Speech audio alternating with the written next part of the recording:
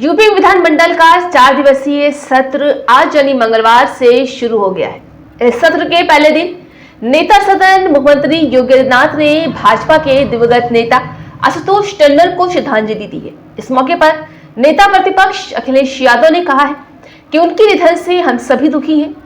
हम उन्हें श्रद्धांजलि अर्पित करते हैं। जहां सत्र में सत्ता पक्ष ने विपक्ष को हर मुद्दे पर जवाब देने की रणनीति बनाई, विपक्ष ने भी सरकार को घेरने की पूरी तैयारी कर ली।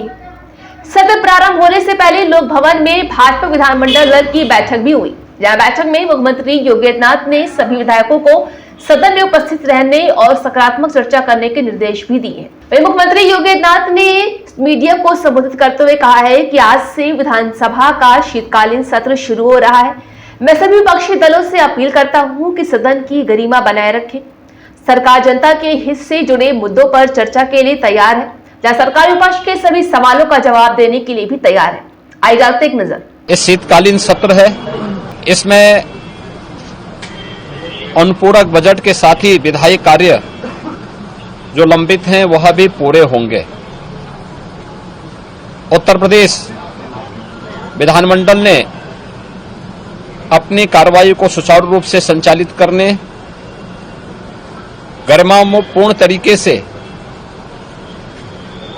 संसदीय लोकतांत्रिक प्रणाली को पुष्ट करते हुए बहुत महत्वपूर्ण मुद्दों पर पिछले 6.5 वर्ष से चर्चा परिचर्चा को आगे बढ़ाने में एक नई सफलता प्राप्त की है। इसलिए 6.5 वर्ष के अंदर उत्तर प्रदेश विधानमंडल में कार्रवाई जिस गरिमापूर्ण तरीके से लोकतंत्र की सच्ची भावनाओं का प्रतिनिधित्व करते हुए संवाद परिसंवाद को पुष्ट करते हुए आगे बढ़ी है, वह लोगों के लिए कौतूहल और आश्चर्य का विषय भी बना हुआ है, क्योंकि यही सदन था जहां पर एक बार मारपीट की घटना भी घटित हुई थी। लेकिन आज यहां पे चर्चा परिचर्चा, जन समस्याओं से जुड़े हुए मुद्दों को रखना, उनके निस्तारण की व्यवस्था करना, ये सभी चीजों को लेकर के बहुत अच्छे तरीके से यहां पर इस समय कार्रवाई चल रही है। और मेरी अपील होगी सभी माननीय सदस्यों से, खासतौर पर विपक्षी दलों के सदस्यों से, कि जिस गरिमापूर्ण तरीके से उत्तर प्रदेश विधानमंडल देश के अंदर वर्तमान में चर्चा में है, उस गरिमा को बनाए रखने की जिम्मेदारी केवल सत्ता पक्ष की नहीं विपक्ष की भी है।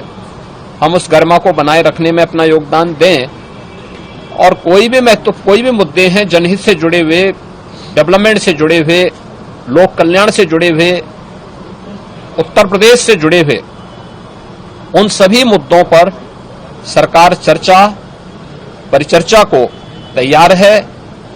विपक्ष के द्वारा उठाए जाने वाले हर प्रश्न का जवाब देने को सरकार तैयार है। पूरी तैयारी के साथ वहां पर सभी लोग मौजूद रहेंगे।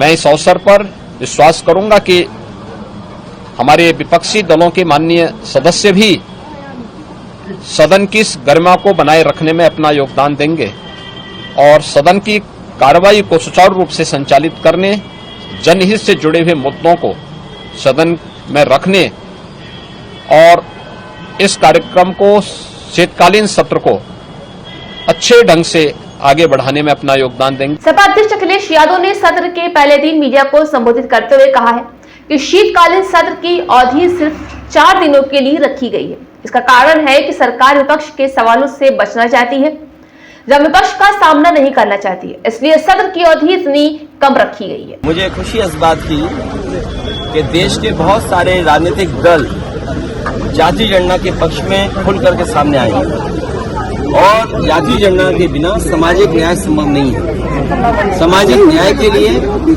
और सबको बराबर लाने के लिए आरक्षण जरूरी है और जो बाबा साहब भीमराव अम्बेडकर जी ने संविधान में जो व्यवस्था की है, उस व्यवस्था के तहत ही सब बराबर हो सकते हैं। भाजपा नेता सिद्धार्थनाथ सिंह ने कहा है कि विपक्ष के लोगों को जनता ने सदन में चर्चा के लिए भेजा है, लेकिन वो यहाँ प्रदर्शनकारी बनते हैं। ये लोग जनता के मुद्दे नहीं उठाना चाहते हैं। आइए जानते हैं उन्होंने आगे क्या कहा है। देखिए, विपक्ष को सदन में भेजा गया है चर्चा करने के लिए। वो प्रदर्शनकारी बनना चाहते हैं तो उनको स्वागत है, मगर जनता ने आपको प्रदर्शनकारी बनने के लिए नहीं भेजा है। उन्होंने कहा है कि आप जाओ सदन के अंदर चर्चा करो, हमारे मुद्दे उठाओ, और वो मुद्दे नहीं उठाना चाहते और प्रदर्शनकारी बन जाना चाहते हैं तो स्वागत है उनको।